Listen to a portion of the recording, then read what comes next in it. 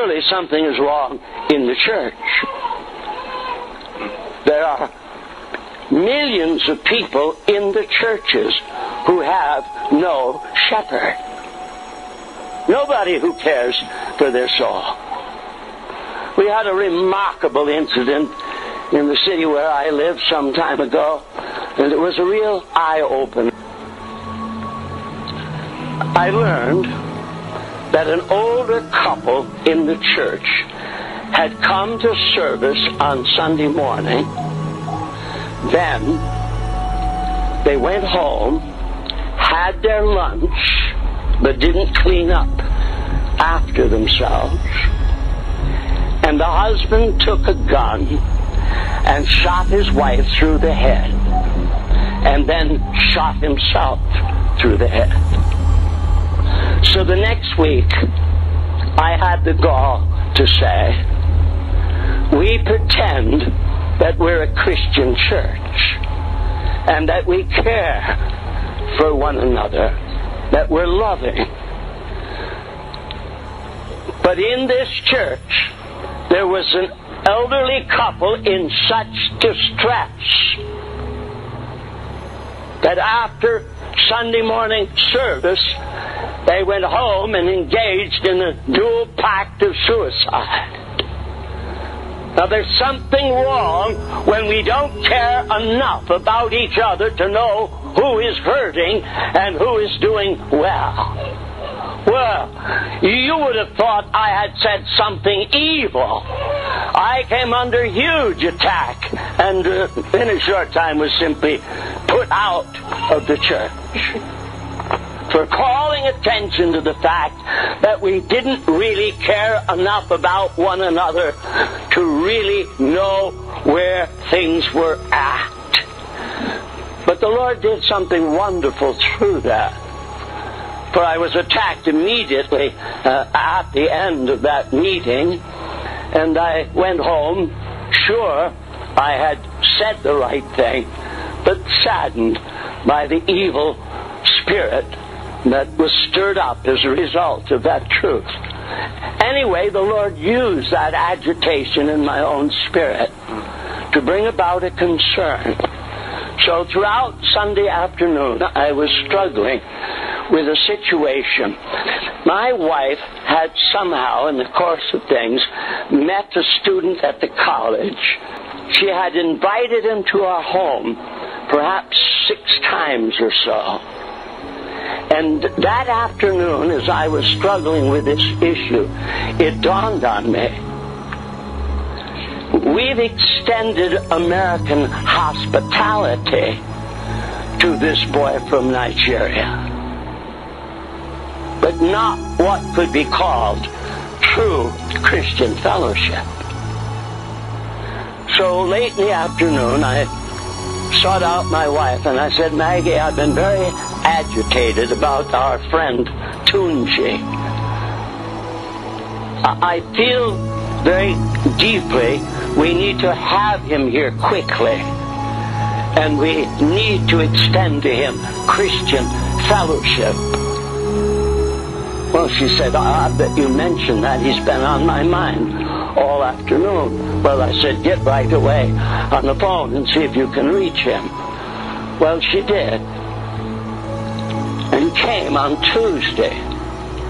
So we had dinner together, and then he and I sat down, and I said to him, now, Tunji, I want to apologize to you, because over the weeks past, we had extended American hospitality to you, but not Christian fellowship. And I've been very convicted about that. And we've asked you to come specifically today, because it's urgent that I ask you, how are you doing spiritually? Have you been making progress? Tell me where you're at with the Lord. Suddenly, this black boy broke into wild songs.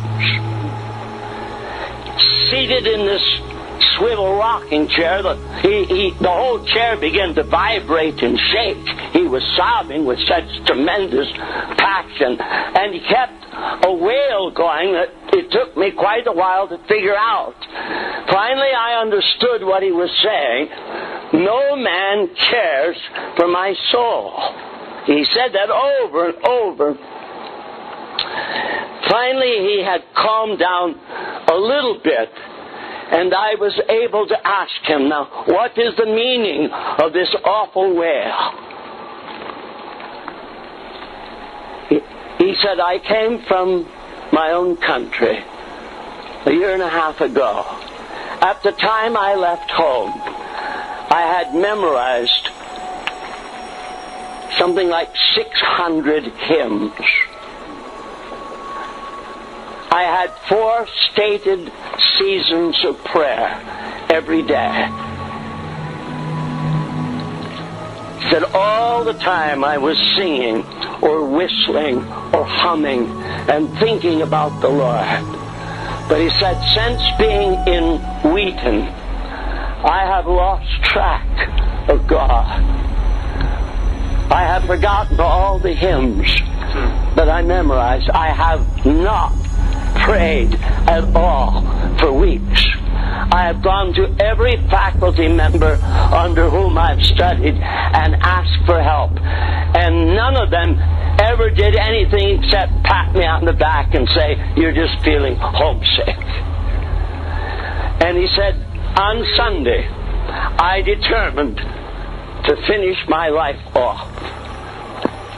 And I made the plans to commit suicide on Monday. But when the phone rang, and your wife said, this is Maggie, he said, suddenly a ray of hope gripped me. And I'm grateful to say that boy was revived and he returned to his own country in victory. But I'm telling you, we've got a sham that we call Christianity. We don't really care about one another by and large. We don't know where people are at spiritually.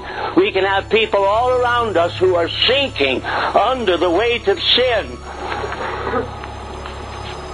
And when we greet them in the supposed Christian fellowship, what we really talk about is a ball game or a picnic or some event on the schedule. And rarely ever do we really reach out and help one another spiritually. Let me ask you, when was the last time you spoke very plainly to someone whom you regard as a Christian and asked, how are you doing?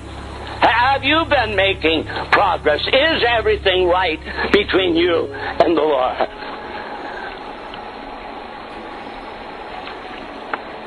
Now, as a nation, we're obviously in terrible difficulty. And we keep saying something is wrong. But the problem for most of us is we don't really know what's wrong. We don't really know that Christianity is serious. That there is no such thing as a nominal Christian. That Christianity is 100% commitment to Jesus Christ, 100% of the time. So we're fussing around on the fringes of make-believe religion. Now, thankfully, Hezekiah knew something was wrong, but he also knew what it was that was wrong. And I wonder now, how many of you really know that the biggest problem in America is you? Why pin it on somebody else? Why not face the reality? Our lack of seriousness before God and with one another is at the root of the difficulty. So, looking at it from the standpoint of the American church, millions of people attending church where nobody cares.